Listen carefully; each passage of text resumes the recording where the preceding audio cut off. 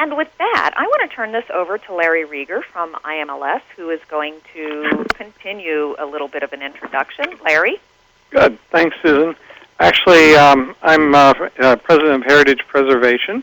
Wouldn't mind being at IMLS. I want to, on behalf of Heritage Preservation and the American Association of State and Local History, I just want to welcome everybody and say how much our organizations have felt the privilege of working with IMLS on its Connecting to Collections initiative.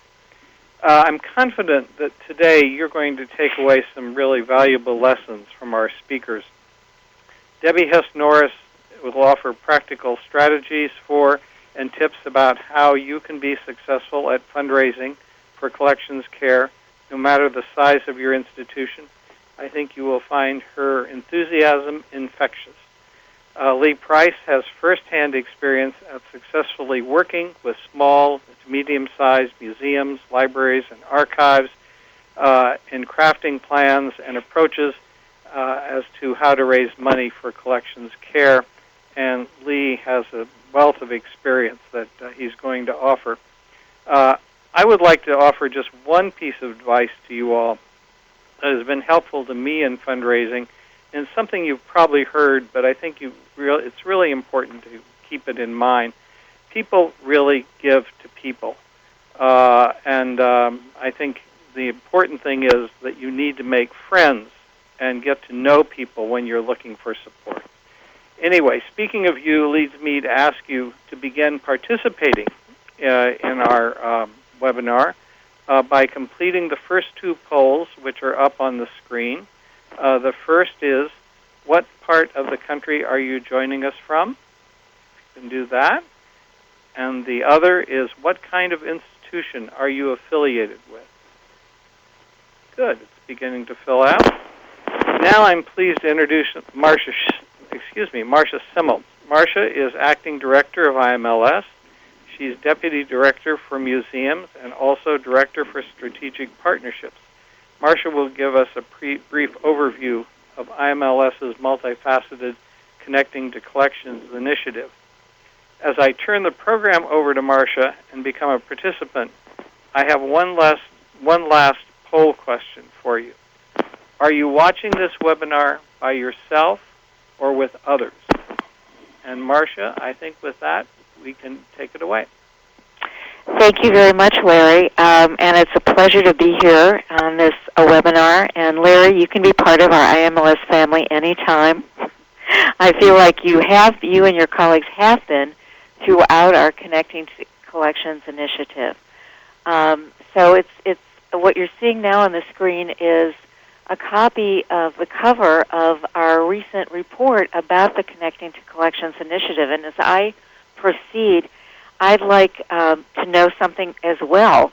One is, so I've got two polling questions to raise as well.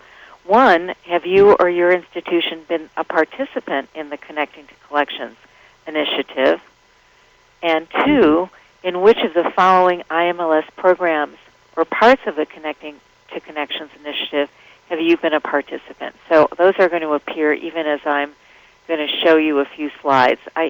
The Connecting to Collections initiative developed as an IMLS response to the Heritage Health Index report that we are also very proud to help fund.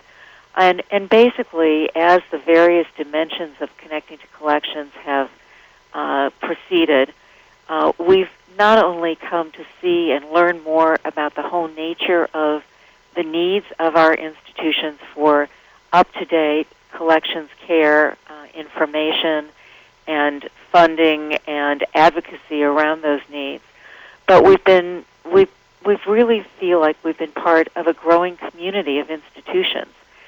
So that connecting piece of Connecting to Collections has not only been about the public connecting to collections in various museums, libraries, and archives, but also about connecting the individuals, the professionals, the volunteer staff, the trustees, the governing boards of our libraries and museums and archives to understand that they and we are all part of a community that cares about our stewardship, that cares about the issues, the fact that the collections in our institutions really tell the story of communities, of our heritage, and that in the various components of connecting to collections, we've tried to address the needs of institutions that may or may not have any professional staff, as well as the institutions that have fairly well-developed conservation activities and organizations and offices. So you're seeing on the screen just the basic description of the various Connecting to Collections programs. At IMLS, in addition to the forums and the bookshelves and all of that, we're so proud to have supported statewide planning grants that have occurred throughout the United States. So we've gotten together libraries, museums, archives, and other stakeholders at the state level to learn more about the collections needs and to become part of a state-based community. In addition to the planning grants, we've now given, I think, 5 implementation grants, and we're poised to give more. So here's something on the national impact. And maybe we can, and this is a place where you can learn more about the resources available to you for Connecting to Collections that include this webinar, but so much more. So maybe we can see the results of the poll as I move to introduce our very, very capable moderators for this session. And which poll would you like to see the results of? The programs that people have participated in? Can we show both? So here's the programs. I didn't know whether we could show both, the one sort of side by side. That would be great. So as you're looking at the polls, which show that the majority of the people on the call have participated in some way with the Connecting to Collections initiative, and we welcome those who have not and who are now new members of our Connecting to Collections family. And one of the goals that we have is a hope that those of you who've been part of the initiative but perhaps haven't participated in one of our various grant programs become part of that process as well. So with that, I want to introduce Deborah Hess Norris, who's the Vice Provost for Graduate and Professional Education, Chair of the Art Conservation Department at the Winter Tour at the Henry Francis DuPont Chair of Art and Professor of Photographic Conservation at the University of Delaware. And Debbie has been part of this effort from the beginning, and her leadership has been invaluable. And Lee Price is the Director of Development at the Conservation Center for Art and Historic Artifacts, and has worked as a fundraising and marketing consultant for many libraries, museums, archives, and historic sites throughout the U.S. And since 1989, he's raised over $50 million in various sources of funding to support the types of work that we're talking about here. So I want to thank Deborah and Lee and turn this over to Deborah, who I think will begin. Yes. Hello, all. Thank you very much, Marcia. Thank you, Larry. Thank you all for making this possible. Lee and I are delighted to have an opportunity to share our experiences with all of you on subjects relating to fundraising, development, and advocacy, and anxious to hear from you as well about your experiences. Mute on. From my first slide, perhaps many of you, and if I go to the next one, sorry, my screen just went blank, and that's not good. You might get a sense of some of my passions beyond advocacy and fundraising. The title Here, There, and Everywhere won't be long, is I'm a huge Beatles fan, and they may appear from time to time throughout this presentation. But the focus is on fundraising and advocacy, and what Larry said is so true, that in the end, this is so much about people. I love fundraising, and I enjoy my work greatly, and I think it's because we are constantly engaging with individuals, engaging with their passion, and sharing our passion for collections care, preservation, and in my case, at the University of Delaware, for education and training in conservation as well. We have a number of poll questions, and the first one is open-ended, and that's just to ask you all, and I think, Susan, will you show that? Yeah, what words come to mind when you think of fundraising and development? And in this question, we're going to ask the audience to specifically put their answer in that center box there, as opposed to in the regular chat, so that these good ideas are all in one place. And we'll just start. It's going to be distracting for me to try to respond to all these, but we want to just gather this information, have you guys engaged and thinking. And all of these are so true, right? It's about donors. It can be scary. It is very much long-term. It's a commitment. But I know that you all are passionate about what you do. And in the end, it takes, I think, passion and commitment and capitalizing on every single opportunity to make this possible. Let's see, Susan, how do I go to the next slide without blocking all this? Is that possible? You can't, actually. I can pull this aside a little bit and let people continue to answer over there on the side. I think you probably enjoy sort of seeing that. And I want to pay attention to my time, so I'm going to start sort of going through this and just mention here, my point in this slide is that the focus in terms of fundraising in this case is on collections care, and collections care can be varied, as you're well aware. It's focused on a preservation plan, which looks at risk assessment and an understanding of the collection. And you may be raising money for a variety of different initiatives, formulating a disaster preparedness plan, evaluating and implementing better environmental conditions for the preservation of your collections, or implementing collection-level surveys that will enable you to understand what the next step is in preservation and conservation. My background is photograph conservation, and so you'll see throughout this presentation perhaps an emphasis on photographic materials, but the commentary is true for all kinds of collections, and in fact, I believe strongly true for fundraising in general, and I've spent quite a bit of time fundraising for graduate education as well. In all cases, it is essential that you prepare some kind of a case statement that identifies your most urgent needs and allows you to prioritize in doing so. This may be done through risk management and developing strategies or involving experts. It's always fabulous, of course, when you can bring in consultants, but in many cases you're raising money to do so. But if you can involve consultants in the establishment of the case statement, that's very useful. You want to focus on the strength of your institution and link everything back to the mission, because you need to justify connections to your work to the mission of your institution.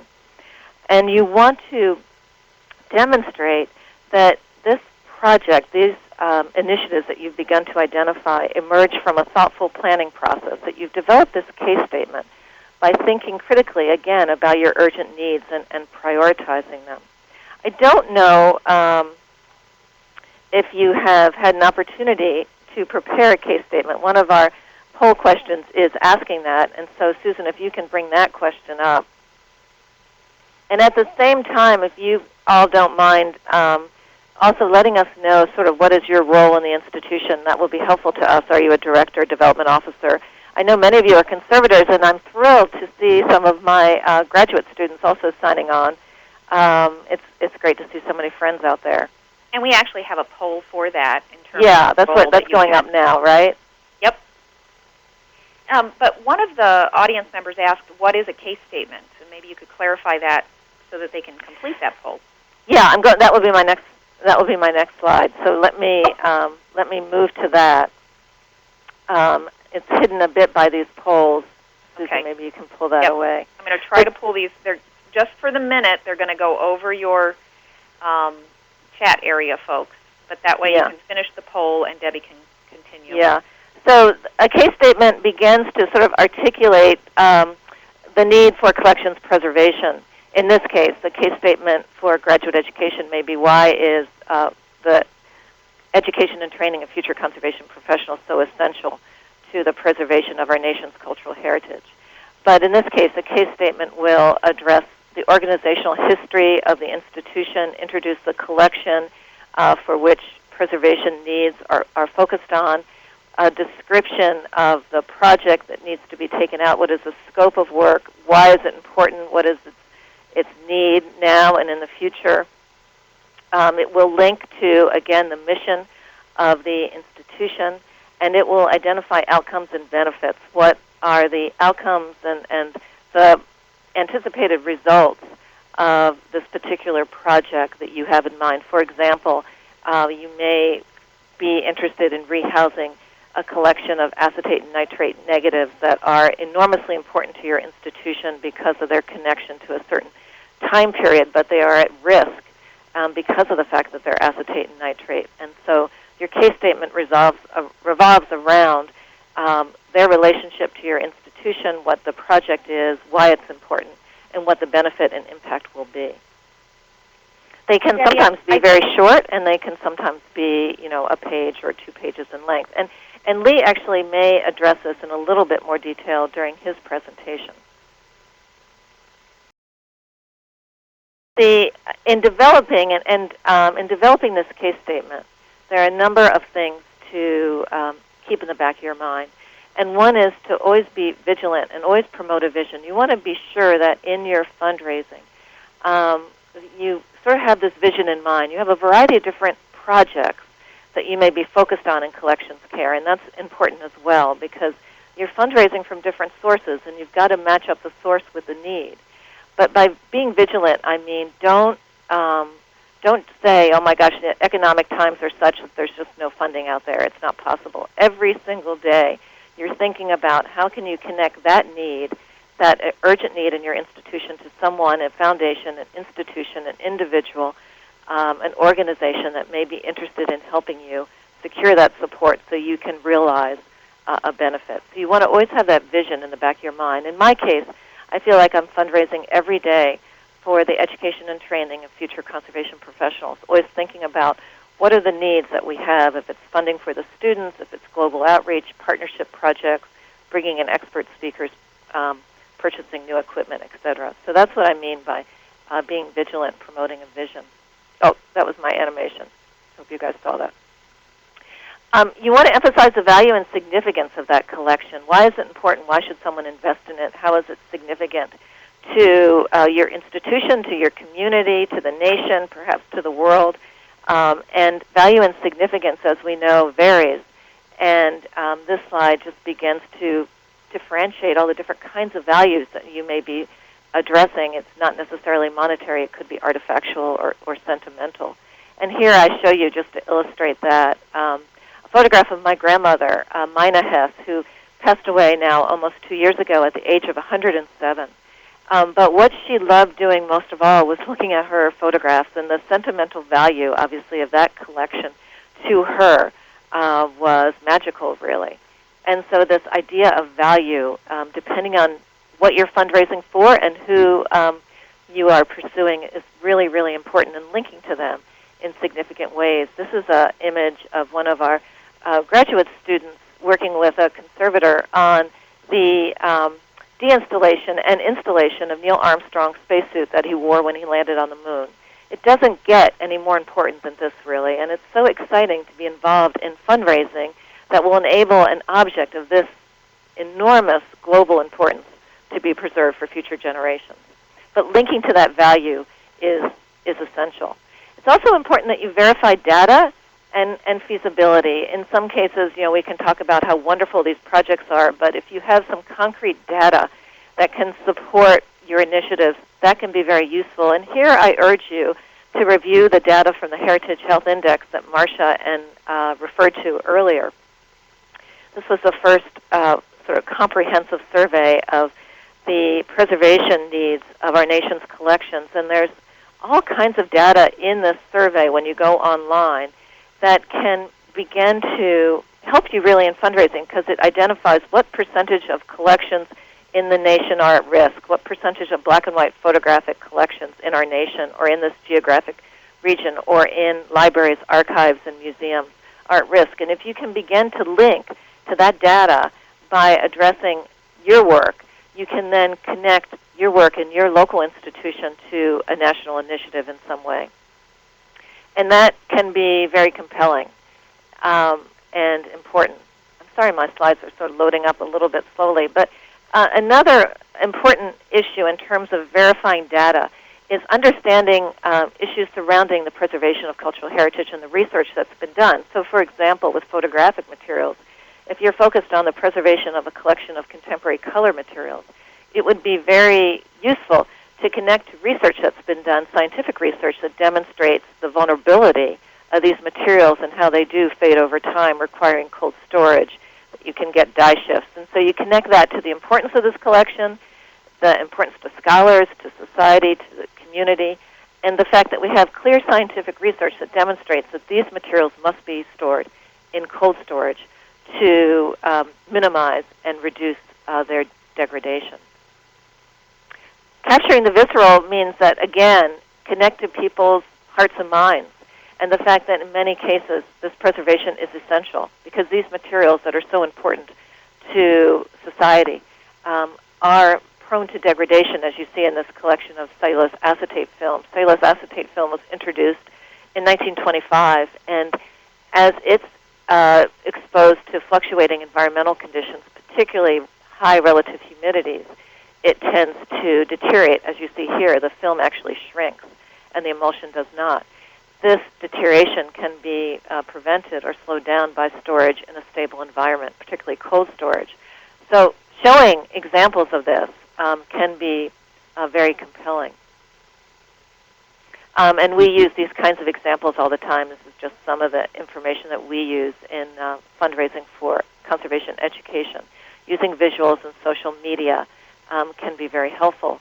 And there are many institutions that are using the Internet in significant ways. This is just one of many, many examples, the Washington University's library, where they have online this opportunity for individuals to purchase book plates that for $50 that will be used to preserve specific books. And so you connect individuals to specific objects, and they are preserving the past to protect the future.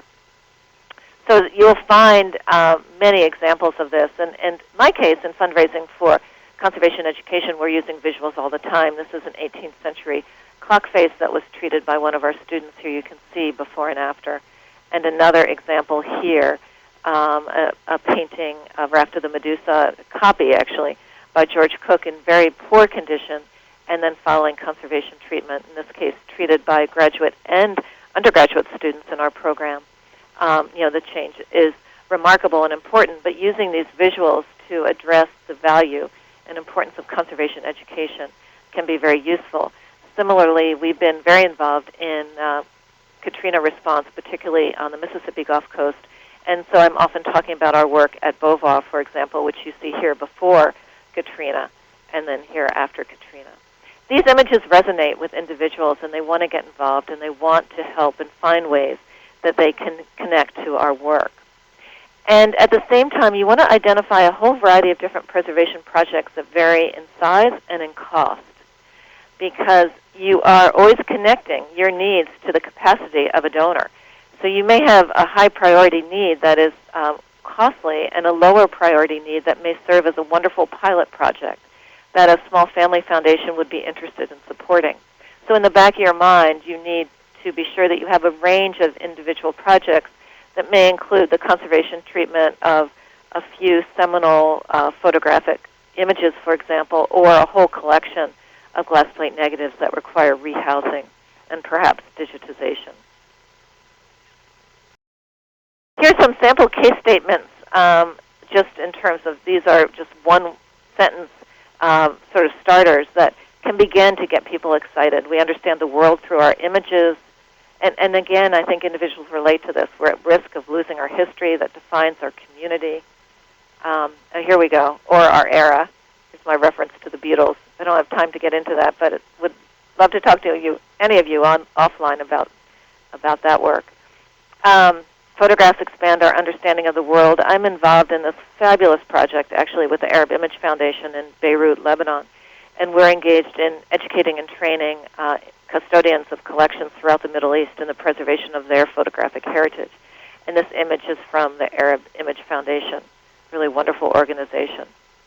We're facing near immediate catastrophic loss of our early 20th century negative collections. This, of course, is caused by exposure to fluctuating temperature and environmental conditions. And without cold storage, our color photographs will continue to fade. So finding sentences and then building on that within your institution that will resonate with funders is really important. Together we'll preserve these extraordinary materials for the education of future generations. That sense of togetherness, I think, is important, and again relates back to what Larry said, which is it's all about people. It's all about working together to gather that information. Susan, jump in if I'm forgetting any polls, because I'm trying to move through this. But the other thing that I would recommend is, again, gather information. There's an awful lot of information out there that's available to you all on fundraising for collections care, but also fundraising in general. And the slide sort of speaks to a variety of books, that you can find. And if we have time during the Q&A, we'll pull up a series of 5 books that were just recommended. I just received actually a message yesterday online that identified 5 of the most popular grant writing and development books, and I wanted to share those with you. And we'll do that at the very end so that you have access to those links. But there's an awful lot of really excellent information. But really one of my favorite resources is this, Capitalizing on Collections Care, which is published by Heritage Preservation with help, of course, from the Institute for Museum and Library Services. And it just has a lot of really good basic advice and guidance on how to promote collections care within your institution, how to promote it to the public, and how to use it to increase support. So I urge you all to read that carefully and to contribute to that as we continue to build our collective knowledge and experience in fundraising. You want to pursue a multitude of funding sources. There is money out there. I mean, just yesterday we secured a $25,000 grant to support our work globally, and you have to just keep thinking creatively, from federal agencies to individuals and everything in between. And Lee will talk in more detail about this, but I urge you to think also outside the box so that it's not always organizations that are known to support collections care or art in general, but think of linking to economies and cultural tourism and other avenues of connections that you might have. You want to organize networking lunches, all kinds of events. People love behind-the-scenes tours so they can see your collection storage and understand what your needs are. You want to show them these objects. We are so fortunate, really, to be raising money for preservation. In my former role overseeing graduate education at the university, in addition to art conservation, I was also charged with raising money for all departments. And raising money for philosophy can be much more difficult than collections care. We have these objects. We can connect to people, and we can use that connection in creative ways. Not just behind-the-scenes tours, but also engaging children and their parents in education and training, and going for educational grants, federal grants, state grants, community grants, etc., because we need to use these collections to inspire the next generation. In doing so, we need to preserve them so that that next generation can learn from them. Lee will talk about various federal agencies and various projects that you can connect to, and so I'm not going to do that here except to highlight the Conservation Assessment Program and the NEH Preservation Assistance Grants as 2 that you might want to start with. These will enable you to sort of hit the ground running, and I think also one thing I've learned in my years of development, not only do I love it, but it builds on itself, and you build momentum. And securing a small grant, you want to celebrate it. That's just great, and you will build on that and begin to secure more and more funding. You want to be sure that you connect with program officers. They're there to help you. It's their mission to be helpful, follow their advice. Always allow plenty of time. Don't shortchange yourself in terms of fundraising. Follow the guidelines carefully. That is essential, right? And success does spiral.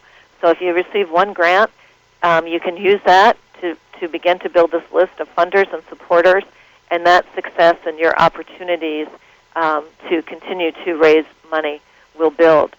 You heard about connecting to collections, and it's great that so many of you have been engaged in this initiative to date, and that also is a wonderful resource. Many of you received the bookshelf, and using that bookshelf to help build your knowledge in collections care will be useful.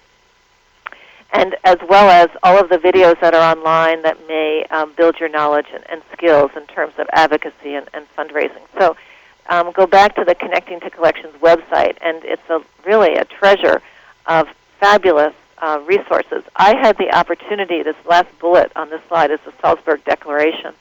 I had the opportunity to co-chair a meeting in Salzburg, Austria last year, about this time actually, which gathered together 62 delegates from 23 countries, I believe, all 5 continents, to talk about the preservation of the world's cultural heritage. And from that, we developed a declaration, which is available online as well. And there may be information there. It's just a one-page document that resonates with your institution, and you can link to that, and therefore link to the global world in terms of preservation.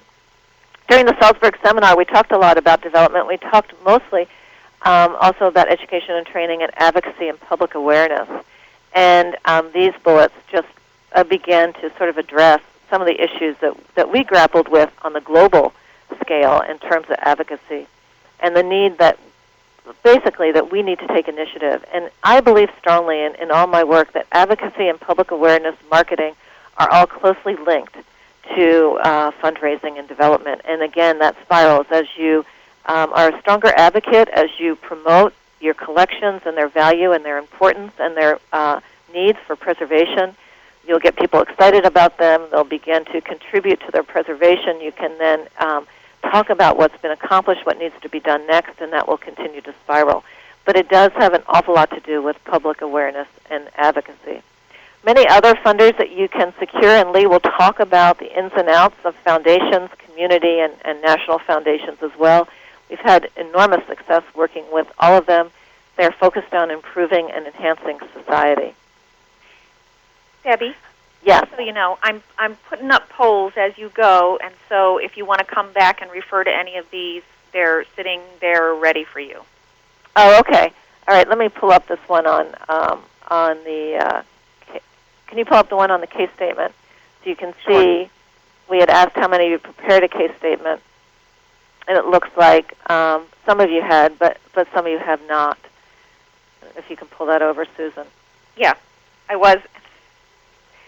So, and also, Susan, could you pull over the one on the types of funding? Yes. Here's a question that they just finished answering, the types of funding, and then the most successful fundraising or raising is to the left of that. It looks like most people have answered that. A few are still coming in. Yeah, in terms of, because you all can see the one to the left. So certainly federal and state grants do provide enormous support, as do local foundations. And local foundations may be an opportunity for some of you. Individual donors, of course, is all about collecting to people, and we and Lee will talk a little bit about that. But there's variety is also another opportunity that is noted here is corporate sponsorship. And if I flip to that next slide, I'm going to skip the making connections, but at some point we'll talk a little bit about corporate foundations, and they also can be very helpful with in-kind, perhaps, support, if not direct foundation grants. Bottom line, because I'm running out of time here, and I want to turn this over to Lee and be sure that we have time for questions and answers. But it's really important that you abide by clear grant writing rules, follow the guidelines, articulate your goals, present a clear budget, and engage your audience, if not in person, also in writing. And be sure that your goals and your focus are clear and measurable where that's possible. There is an enormous amount of publications and just really good books on proposal advice and grant writing advice. And in the end, I think it's all about creating enthusiasm and excitement and working in advance so you don't find yourself in a situation where you're rushing, because it's hard to be as articulate, to create as much enthusiasm, if you're sort of rushing all the time. So always being strategic, and you're thinking, what are your needs, who can you approach, and sharing your excitement that I know you all have. Don't be boilerplate, but be specific. Talk about the ins and outs of your collection and your needs and how those materials relate to your institution and to their desire to help and assist. These, Susan, they'll be able to see these slides later, right? They will. They'll be able to download some of these. I don't want to read this to you. You can go through this. These next couple of slides just provide a couple of quick points on proposal preparation, paying attention to format, using the active voice, etc. And another really important point in all this is to be sure that you have a strong budget that's justified and reasonable. You want to be able to do your project so that just the project has to be well articulated. The budget has to be appropriate to the project. But just be careful about the budget section of your proposal. And finally, raising money in tough times. Always thank your donors for their cumulative giving. Individuals who have given to you in the past will give to you in the future. They may not be able to give to you this year, but they certainly want to stay engaged. So the key is to keep people engaged, tell them what you're doing, and perhaps they will be interested in a challenge grant of some kind. But be flexible and sensitive to their needs as we all sort of deal with the economy, but never give up because the funding is there. And it is, again, a matter of having that vision, that enthusiasm, and this fabulous collection that you all are trying to preserve, either the entire collections or parts of it. So finally, demonstrate your relevance is important. Emphasize needs and consequences. What are the results if you don't conduct this project? What will happen to those materials? How might they deteriorate over time? Always engage funders in decision-making to the point where that's possible. At some points it's not always possible, but if they can feel that they have some involvement, that's really important. So it may be, we've got these two projects, both of them are important. Which one resonates most with you? What would you like to be involved in? Logical and interesting links between funders and your institution, building on strength. Do not procrastinate, and that's easy to do. In my mind, I'm always fundraising every day, making lists, thinking about who to connect with who. Don't be afraid. It's actually fabulously fun and rewarding. And it's all about building those partnerships and sharing your passion. So with that, I want to turn this over to Lee. Susan, were there any polls that I should have brought up? No, I think we asked the major ones, and during question and answer, if we want to refer back to them. The audience did a great job of saying what some of their obstacles are, and I'll pull this up for now, that time seems to be the major obstacle for them. It is, and it is an obstacle, and I don't know, maybe Lee will have sort of a solution to that. I try to do a little bit every day, and I'm always thinking about fundraising, and again, it's about building those connections. It does take time, and it may be that within your institution you need to find a way to free up just even a small portion of your time that you can depend on regularly, so you can be having lunches with individuals and reaching out and connecting with those who can help you, so you can be working on case statements and sharing those with others. I have to acknowledge the fact that it takes time, but it is incredibly rewarding. And as you're more and more successful, you might be able to find opportunities to then hire individuals through grants who can help. Maybe not with the fundraising. Maybe that's best for you to do because you have the passion, but can help with something else that you're doing to free you up a bit so that you can focus more time on development fundraising. Let me turn this over to Lee, and he can pick up on that and share his enormous experience with all of you. Thank you all for your attention. Thanks, Debbie. One thing that I really love about these webinars is that they go by so fast and so much information is shared, but you can go back to them afterwards because, like with Debbie's presentation, there's so much worth going back to, and it all went by so fast that Learning Times mounts them up on, I think, the Heritage Preservation website right after this. Is that right, Susan? The presentations? The slides. All the slides are available. All that information that Debbie was whizzing through that is so great, you can return to afterwards and spend some quality time with this material. Right. I'll put the URL up for folks as soon as you get going. You can pause on the slides and get their full worth out of them because there's so much valuable material that Debbie was presenting. Susan, can we just go back to the responses to the question that Debbie asked early on? That was the question on words that come to mind when you think of fundraising and development. And let me see, do you have that one?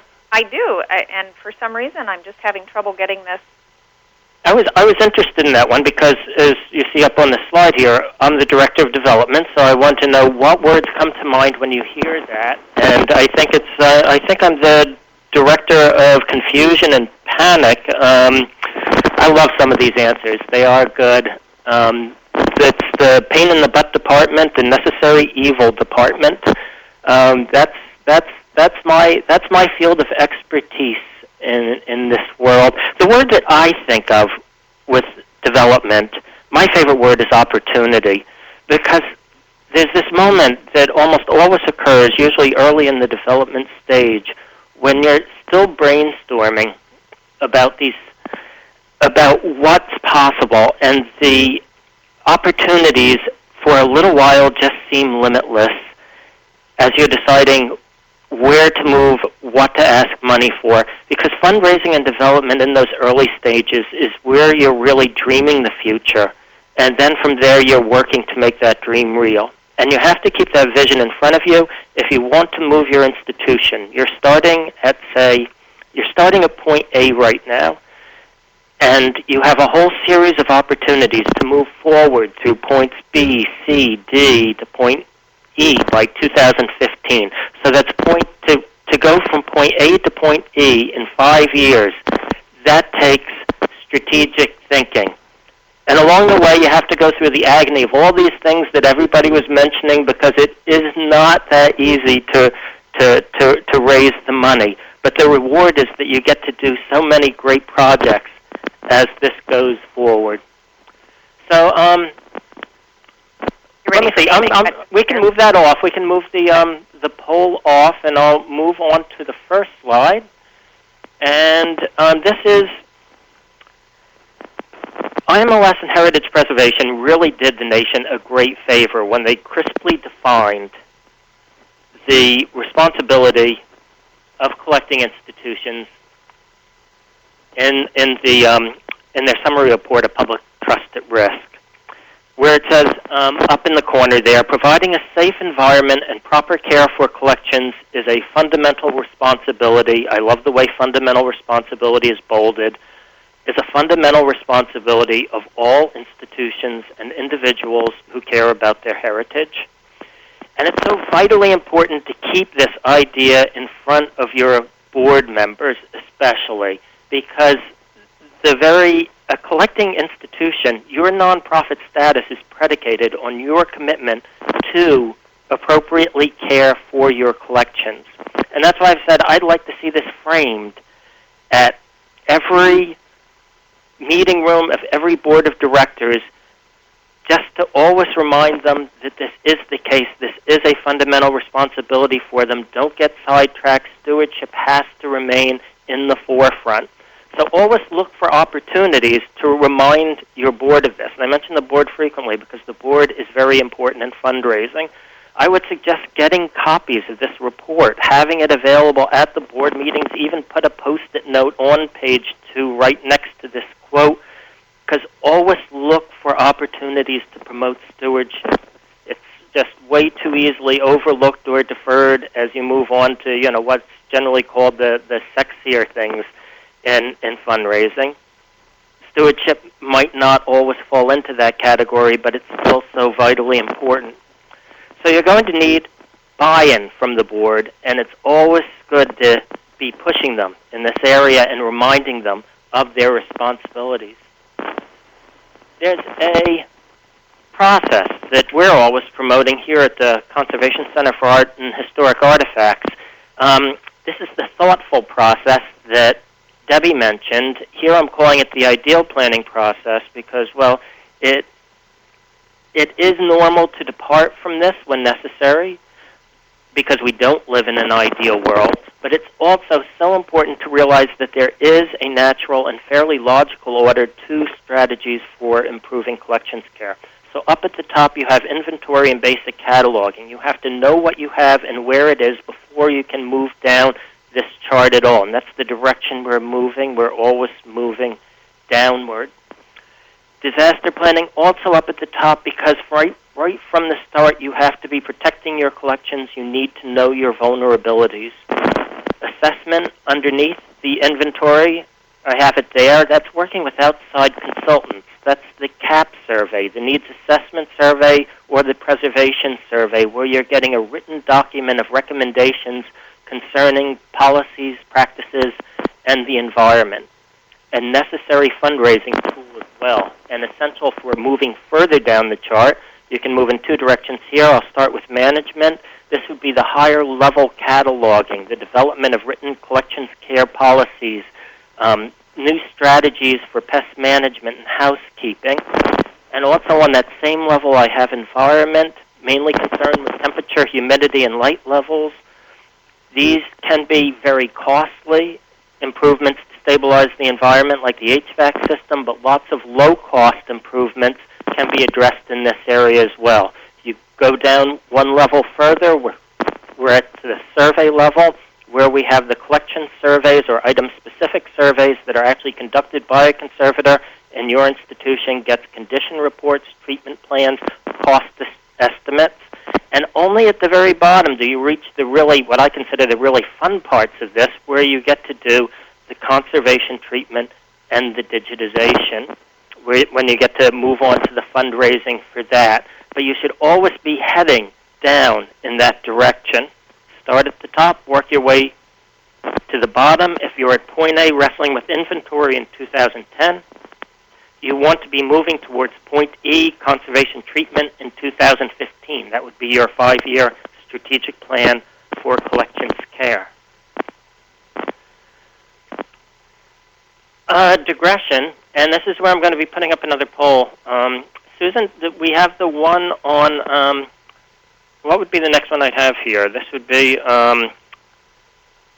your next one is name a favorite item. That's the one. That's one. Name a favorite item. That's my digression. Okay. Great. Here it is. And this is another one that the audience... I'm just inviting everybody to share something absolutely fantastic from their collection that has a value to them, something that they love. I like samplers too. Okay, I have to see all the places I have to go to in the country now. No kidding. Lunar television camera. I have to hear more about the piece of bread, too. If there's, like, a face in the piece of bread, or what is that? I missed the piece of bread. There's a piece of bread? Yeah. Stacy from Indianapolis has a piece of bread.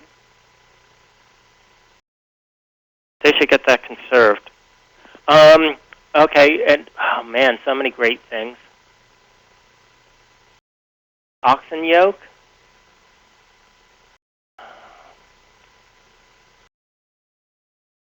Animation from local department store windows. This is fun. I could say this. Oh, they have ancient Egyptian bread in Boston. Which ones do you like, Susan? These are all fascinating. Like you said, I can plan my vacation around these. This is fantastic.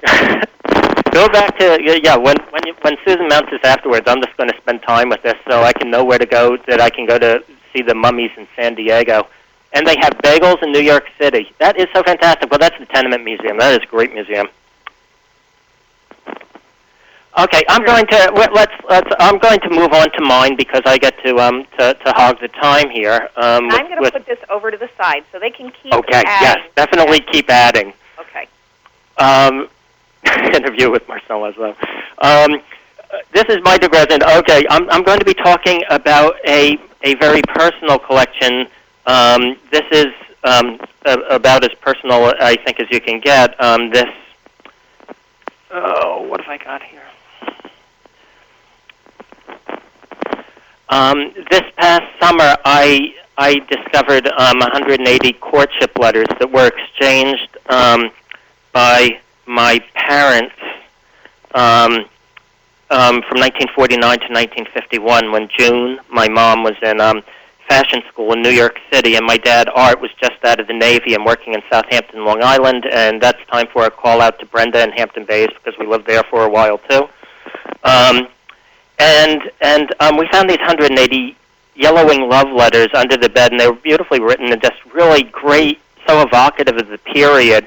And we had all their artwork. My sister and I had all their artwork and lots of period photography, so we called it the June and Art Collection. And the collection is real. I'm still having trouble navigating here a bit. Let me get these up. Those are all the letters, 180 letters that I've got in there. And what I'm doing is I'm hypothetically putting forward this idea that, we've just formed a nonprofit. We're doing the Jounin Art Preservation Society. This is entirely hypothetical. This doesn't really exist. But I thought it would be interesting to follow a hypothetical institution through this thoughtful process that Debbie and I have been talking about. And I will add that the blog URLs are real because I am really blogging these real time. I'm blogging the letters right now on Jounin Art real time, minus 61 years. And I'm also running a blog on preserving the collection. That's preserving a family collection. So please come visit and have fun at my blogs. That's my little corporate spam, my little blog spam there. But the Jounin Art Preservation Society is hypothetical, but nevertheless, that is what we will be following as we go through the ideal process here, which of course begins with inventory up at the top, but it doesn't necessarily begin there because with a startup organization, you have to invest in planning. There's just no way around it. All smart growth requires an investment in planning. Now, I'm a passionate advocate of strategic planning, not just for startups, but for everybody. You should always be involved in strategic planning. I don't like to hear it disparaged or anything. If you've tried it once and it didn't work, you should try it again. It's essential for effective fundraising. So this is my, what I put up here was strategic planning with a budget for our institution, a $2,400 budget. We went out and found somebody who was willing to help us but required a little money. So we put together the budget, asked the board members for $100 apiece because the board should be invested in this process. And then we went to the local foundations for the first time to raise the money. And even if they turn us down, at least we're getting our name out there for another $1,200. Development has to be an optimist game, so I assume we get the money, and it's a $2,400 budget. It's completed. We have a $2,400 in plan to do the strategic planning, but that's never the end of the process because what you do is you flip the process over into the next project, and we say, well, actually, the strategic planning was just part of a larger startup project that combines with inventory. We have $2,400 raised to date. Let's match that. Let's go for a $4,800 budget that includes inventory as well. We want $2,400 to buy the software. You want $2,400 to pay for some staff time or consultant time to help do this. So you go for the first-time annual appeal for a brand-new organization, probably going right around this season because this is the traditional time to do it, although you can truly do an appeal at any time. And there you have strategic planning, inventory being taken care of in just the first few months of the organization, with a couple of recommendations here. A couple of recommendations to treat every contribution as if it's a matching grant. So even if it's not matching, you're say with that $2,400, you're saying, well, we want to match that. Even though there's no legal requirement to match it, you are using it in order to create a sense of urgency. And I think I have another recommendation here. The access to collection items, this really refers to the board members with asking them for contributions in the first place. Don't be afraid to bring some of the items from the collection to the board meeting or have special events where potential major donors have access, can be close. Just proximity to a collection item increases its perceived value, and they want to be involved with it because these items, these objects, have power. So tap into it.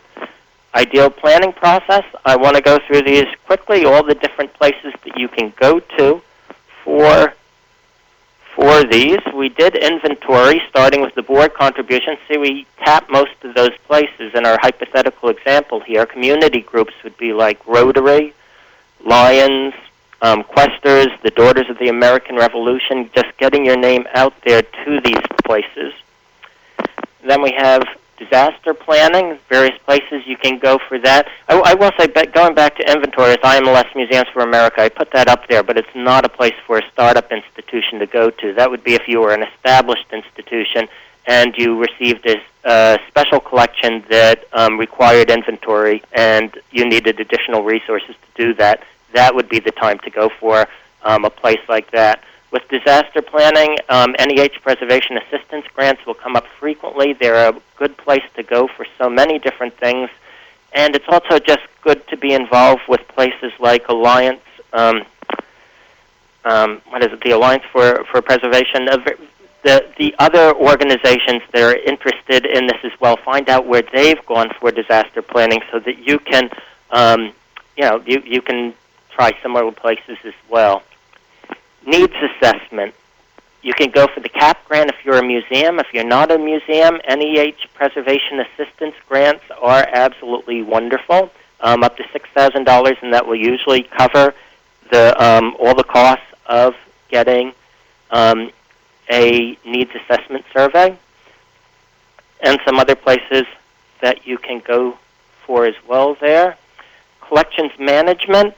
Those are the various cataloging projects. IMLS Museums for America is a wonderful place for the higher level type cataloging. And also with the higher level cataloging, the National Archives and Records Administration has both basic and advanced archival grants, which are great sources of support. Susan's telling me that I have a poll on funding. Where am I doing? I think I'm doing that just a little bit later. I think I'm.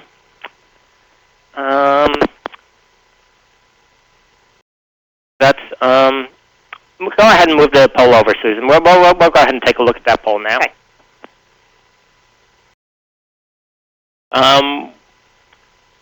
All the different ones we've gone to? No, holding that one off, okay? Back to the side, Susan. We'll do that one later. Do you want to know? I'm not ready for that poll yet. Okay, I'm going to be moving. We've got collections management. Some of these are kind of large. NEH Humanities, which one is that? That's collections management. That's the NEH Humanities Collections and Resources grants. They're fantastic, but they're very challenging to put together. These are difficult grants. They're for the institutions that are very well established and have the resources to really put in the time to do a complex grant. So we've covered 4 of these so far, 4 more to go, and I do want to go over these fairly quickly, although we'll be returning to them shortly as well. Environmental needs. Once again, I have board contributions up at the top because this is internal, and it's so important for the board to be contributing towards stewardship in this way, especially if you're going for the larger grants like the IMLS Conservation Project Support Grants or the NEH Sustaining Cultural Collections. These are large federal grants where they want to see that you have the local support as well. So the board contributions become so essential, as well as local major donor support. Collection surveys, some places to go. Moving on quickly here, we'll also put up treatment. IMLS Conservation Project Support, one of the absolute best places to go. Save America's Treasures. I hope that that is saved and it continues to exist in future years because it's been so beneficial for collections across the country. So many great collections have been conserved and digitized through this program. Still not entirely sure if we'll have it next year or not. NEA Heritage Preservation gets a little bit hidden. You go into the NEA site, go under Museums, go under Access to Artistic Excellence, and they have Heritage Preservation funding available for conserving artwork, historic artwork, a wonderful place to go for that. And treatment also is very open to special events, for bringing out the object, for having a conservator come in and explain to potential major donors what work needs to be done. And digitization, there are actually less places available for digitization on the federal level, but on a local level, it's one of the sexier projects and not all that difficult actually to raise money for. So we've moved down with our hypothetical organization here from inventory. I'm assuming we've done disaster planning, not going into that, but we're moving down to assessment and looking at how we would cover that exactly. one place is just to go for the cap, which is wonderful if you're a museum. Then you would qualify. It's the Heritage Preservation IMLS application. It's currently up right now. If you're interested, go for it now. No match required. And there's a deadline on this, but it's not like your usual deadlines. If you get in earlier, you probably stand more chance of getting it. So don't wait till the deadline to get in your application for a cap. Now, if you're not a museum or for various other reasons you just need one now and you don't think you'll probably be able to get it through the cap, needs assessment surveys, you can go through one of our favorite grants, the NEH Preservation Assistance Grant. Wonderful place to apply for. I just think virtually all these institutions should be going for NEH Preservation Assistance Grants. And a budget like that should cover it. And the three most beautiful words in fundraising, no match required. A couple of recommendations. Your assessment is a fundraising tool. When you're getting your cap, when you're getting your needs assessment survey, be looking at all this language and be thinking about it from a fundraising perspective. Is this going to help you in your applications? Because if that language isn't going to help you working your way down the chart, if it's not going to help you with going for environment grants or collection survey grants or grants for digitization, and you know you want to go after them, make sure that that language in these surveys can be just pulled out and quoted in full. Your surveys, you can work with your consultant on this to work out language that both of you agree is appropriate for your institution. And don't let your needs assessment survey become out of date, because if it's more than 10 years old, if it's 15 years or so, it's not going to look too good in a request. So this whole process is cyclical to some extent. You have to go back and get another needs assessment survey after a time. And the wonderful thing is that they do have recaps now, so you can go for your recap, I think, after 7 years. You can put in for that.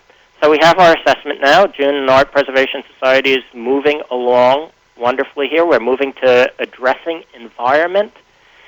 And that is not necessarily going to be a large capital campaign. You can put together a wonderful small project, data loggers, training, a consultation package.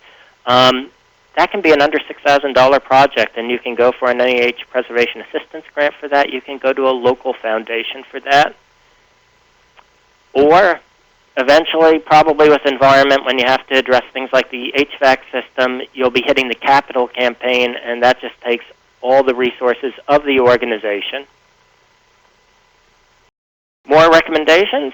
Don't neglect small projects. The UV light filtering on the windows is a great thing to go for. It's not that expensive. You can go for the small projects and show that you are addressing your environment and still work your way down the chart. For the major environmental improvements, they don't tend to be overly sexy in nature.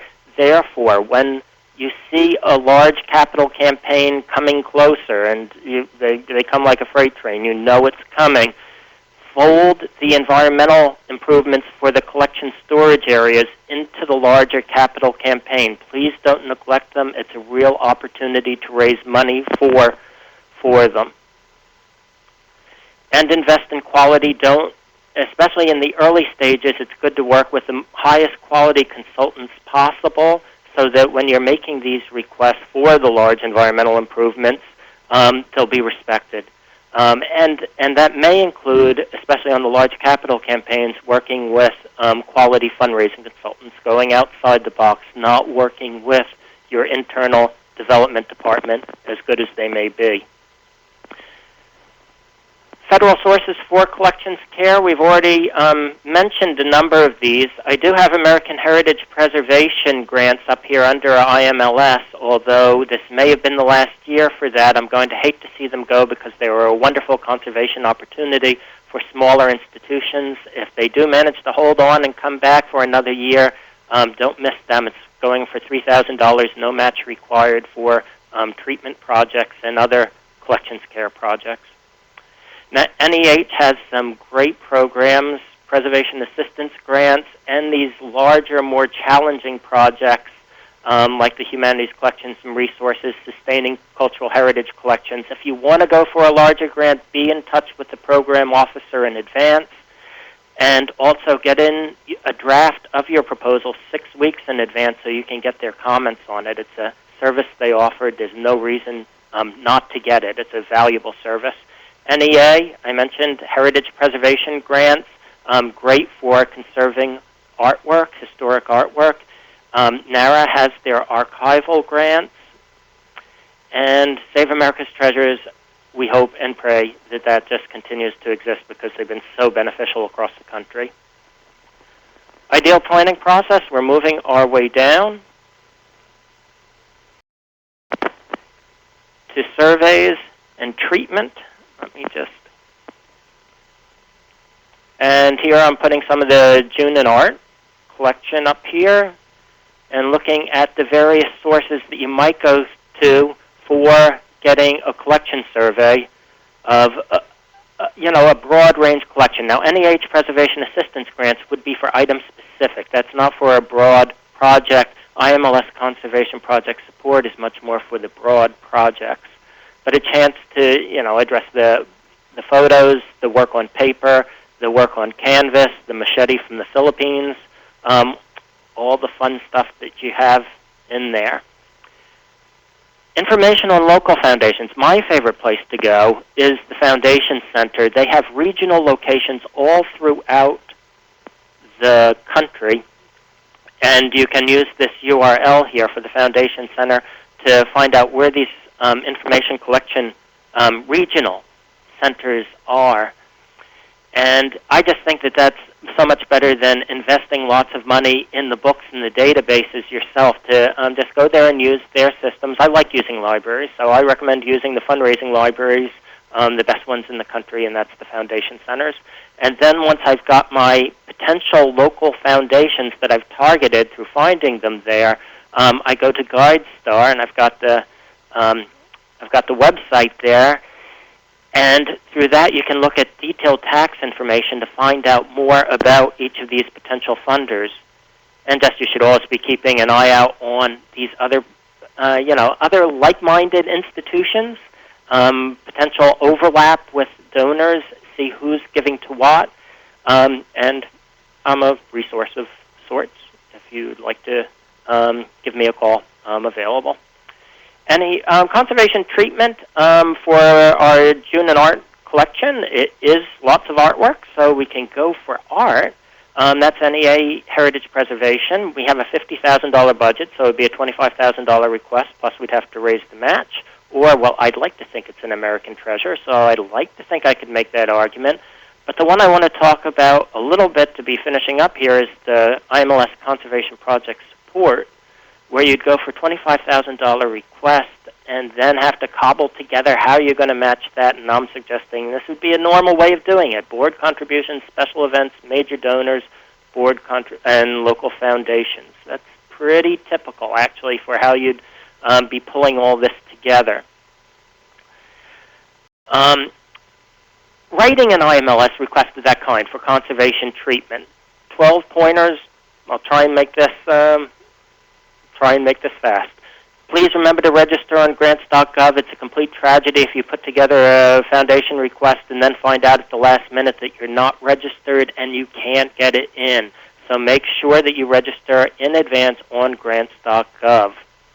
Contact a program officer, especially for grants of over, the bigger ones, over $7,500 or larger. I'd suggest running it past the program officer to make sure you're understanding the guidelines correctly, that this is a good project for them. No creativity with formats. Even if you don't like the format that they're recommending in the guidelines, don't play with it. You use their format, you use their language when writing the request. Write for a peer audience with IMLS, with NEH, with NEA. In all these cases, you're not writing for a lay audience. When you're doing the local foundations, then you're writing for the lay audience, but know that you can use a little technical language to show that you know that you're a professional also when writing these federal requests. Use stories whenever possible, and it is the stories also that establish the uniqueness of your collection that make it really stand out.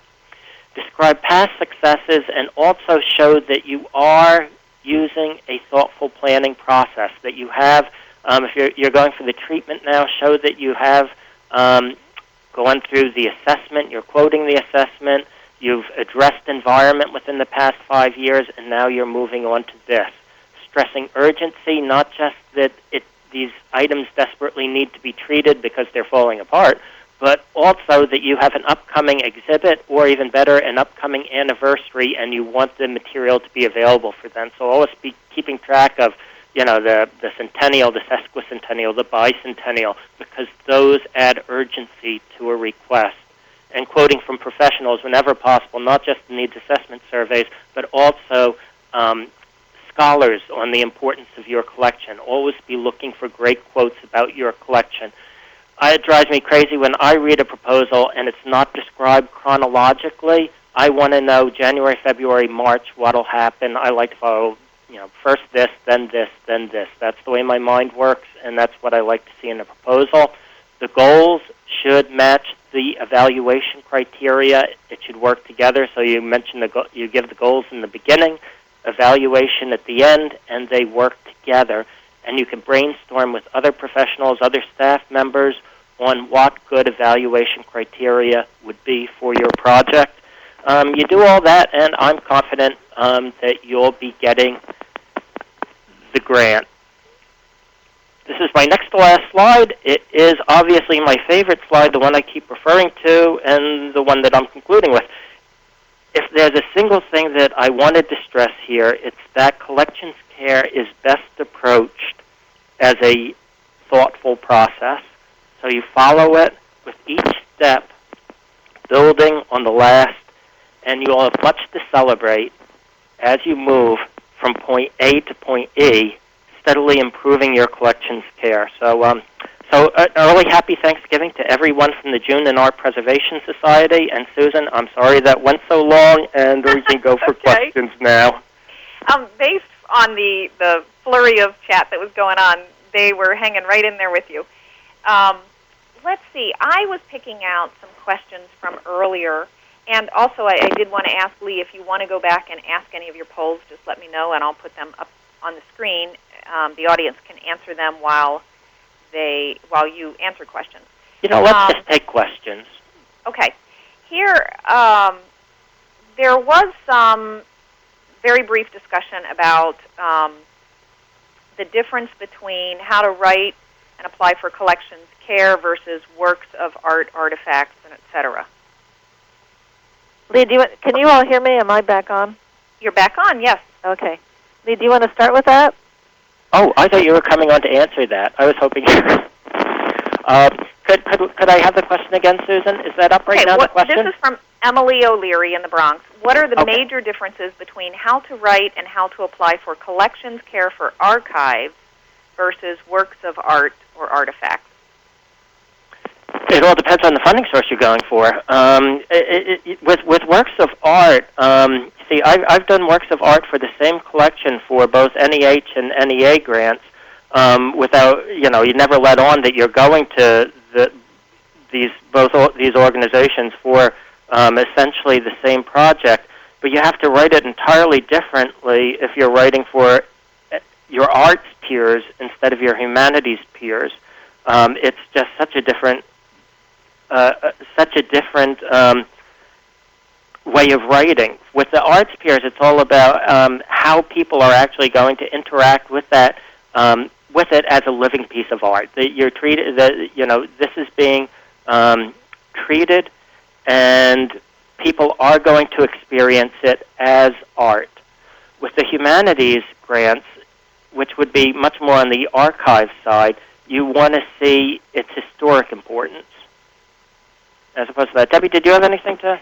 I don't have anything to add except that I would go back again to value. What is the importance of that collection, and be sure that you have connected the value of that collection to the mission of the organization that you're applying for funding for. In the case of NEH or NEA, that would be very clear.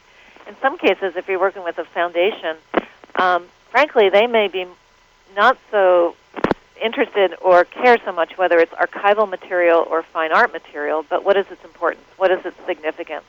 Why must it be preserved? Why is it at risk? Answering those bigger questions may allow you to raise funds for archival collections at the same time that you're raising funds for fine art collections. So It's not so limited, and I wouldn't be so concerned, but it's vital that you connect to the mission of that institution, which is very clearly outlined with NEH and NEA, for example. Okay. I'd like to just underline a comment from Nancy Rogers. For the NEH, be sure to provide information from scholars about the value of the collection.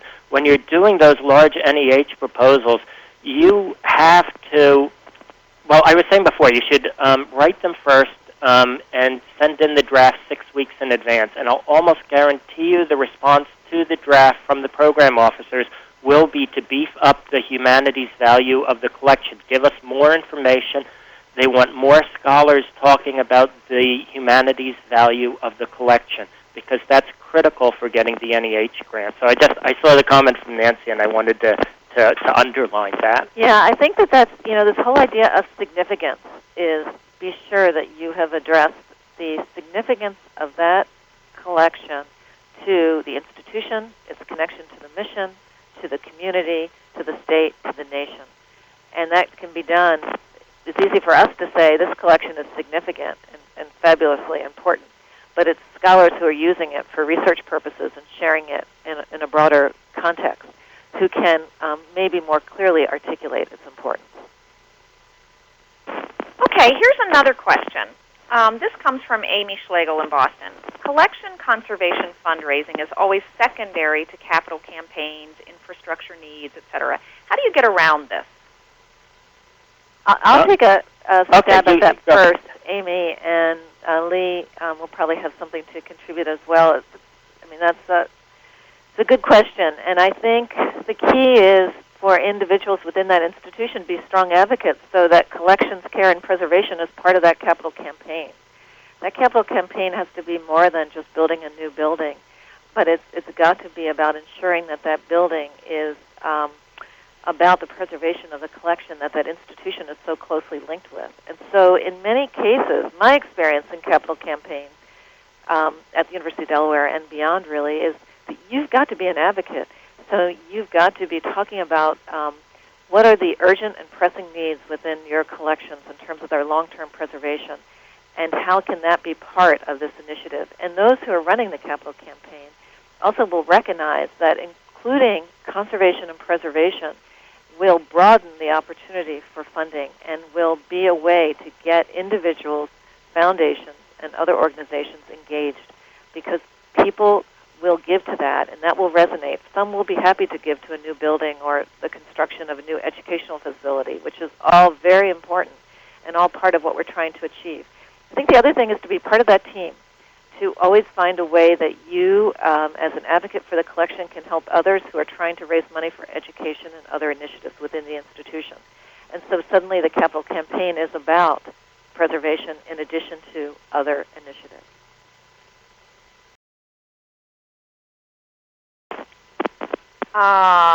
Lee, did you have anything to say on that? I thought Debbie covered it beautifully. I really like the board should. That's the reason I was stressing board involvement from the beginning. Is sometimes it does get lost, and stewardship does get lost in the process. If a capital campaign is coming, please try and get the environmental improvements in it, because I have talked to institutions who didn't do that, and after the capital campaign is over, they're thinking, oh, now we'll go back and address it. But instead, they've exhausted everybody on their staff after and their consultants, and they don't have. It's going to be another 5 years before they go back to it to address that now, and they have a less sexy thing to raise money for. So get those environmental improvements into the capital campaign. And also just one. Oh, sorry, Lee. One other point. Just one other point in all this that I think is so key is as you craft that vision, you need to be positive, and you can sort of outline what the needs are for your collection, but you need to have a bit of a solution too, so that it's part of the capital campaign. Because if this is part of the campaign, then it will enable us to do X, Y, and Z. How it will build on success. Sometimes I think we all, when we're fundraising, we're sort of saying we need all these things, we have no idea what to do, and you need to have a positive message. We need all these things, but here's my plan. And I believe that we can secure funds from X, Y, and Z. If this becomes part of the capital campaign, we can match it in this way. It will create opportunities here, there, and everywhere. So it's being, in the end, a strong advocate and celebrating success and accomplishment and being sure that those who are responsible for that capital campaign are well informed and engaged.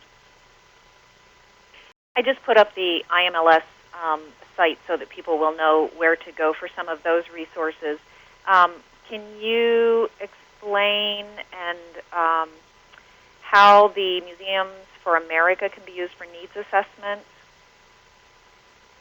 One of you must have mentioned that. Lee, Thought it was you in do the that? realm of the CAP and IMLS.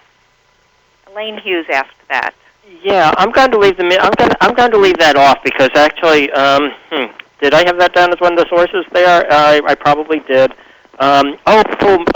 Museums for America for needs assessments. Yes, I should have gone into detail about that. Museums for America is not for needs assessments. I'm sorry, I had that written down. I meant to go into that. It is. You can use it for long-range conservation planning.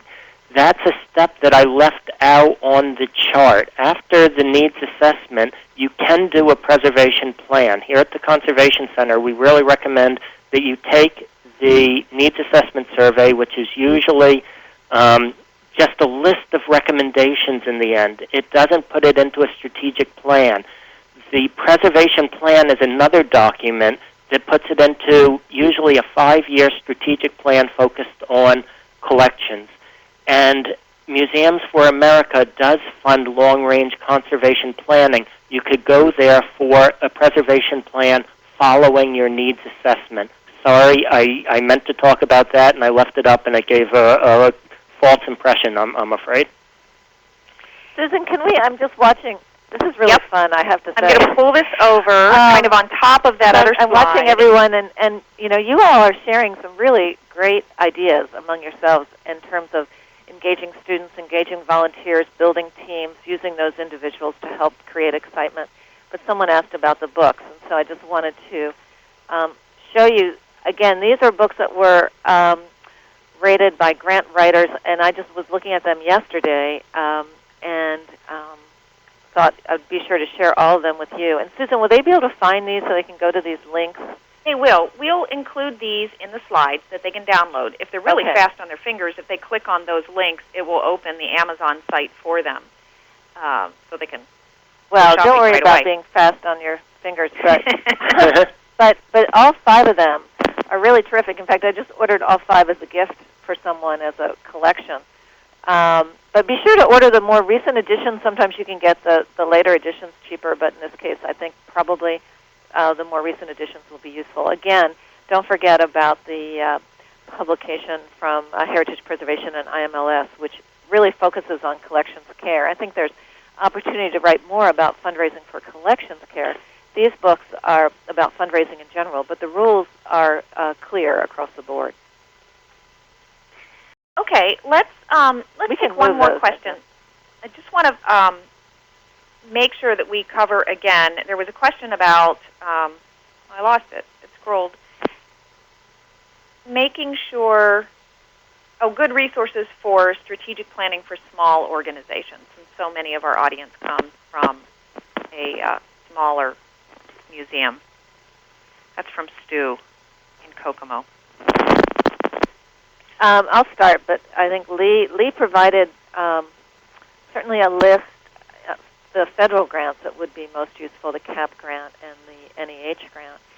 But also, don't forget about your state humanities organizations and arts organizations as well, and consult with them, because if you look at their grant-giving guidelines, and they all give grants, they often receive funding federally and also regionally.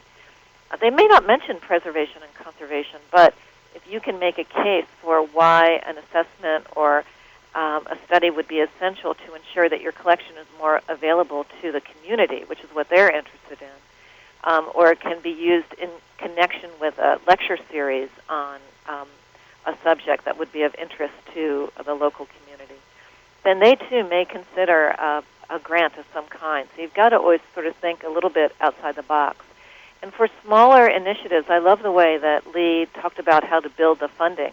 Use your board. The board really needs to be engaged in this process. They've got to understand the preservation challenges that we all face, but they've also got to see that they're part of that solution. And by contributing a modest amount of money, they may provide enough funds that you can bring in a consultant who can then provide you with the data and the details that you need to go for another grant. Lee, do you have other things to add? It's best to use an outside consultant for strategic planning. It can be expensive to use an outside consultant for strategic planning. So if you can get a volunteer to do it, especially if you're a very small institution starting out, that's fine. If you're compromising a little bit, and I think the important thing for the smaller institutions is to start strategic planning, to do the document as best they can on a timetable. So if don't put it off forever because you can't afford a top-notch consultant to do it. Get some quotes for a range of consultants that you could do it with, and because you can't start fundraising until you actually have a quote. You need to know what your budget is going to be. Lee, this is Larry Rieger. Wouldn't strategic planning be a great fundraising tool to go to a corporation? They all love strategic planning. I think it might be best to go to a corporation to ask them for an in-kind donation of a time from one of their staff members who has experience in it to possibly lead doing it. There you go. Yeah. Also, churches. Higher education, too, right, Lee? Churches, synagogues, religious institutions do this type of planning and might be available. The people who've done it may possibly, you might be able to get a volunteer if you go in certain institutions. Find out who's done it in your area, but looking at other institutions, at corporations, at businesses, to get recommendations for planning. Just don't put it off, because in the end, if your organization wants to move ahead, you really need that document. You're going to be doing another one in 3 to 5 years, and you can take it up a notch at that time. But the first thing is to get the first document done. This is Susan again, and as you can see, we just have an abundance of questions, but I put up the recording site because Debbie and Lee will both continue this conversation in the discussion area. So as you go back to that site there and find your way to this particular session, you'll be able to find a discussion area, and they can answer some of the questions that they didn't have time to get to during the webinar. So yeah, we would be delighted to do that. I wish we had. You guys have some really not only great questions, but also excellent solutions, and it's fun to see people networking in the chat area. And in the end, I think another point to be made is the vital importance of collaboration and partnerships, because you can't do this fundraising often on your own, but working collaboratively within your communities, within your state, or in our case, we're also working around the world, can lead to grants that you may not have been able to secure on your own. And I see that happening, actually, as you all are also wishing each other happy Thanksgiving. But it's really exciting to see this. Okay, great. Well, thank you both so much for sharing your expertise, and I know the audience is going to want to say the same. And we will continue this conversation. And remember that we have another webinar coming up on December 2nd. So we have a fairly loyal audience that will continue to follow us. And that will focus on public outreach and advocacy, right? I believe so.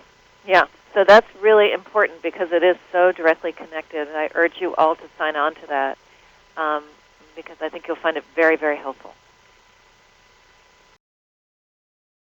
All right. Thank you again. Thank you. Thanks.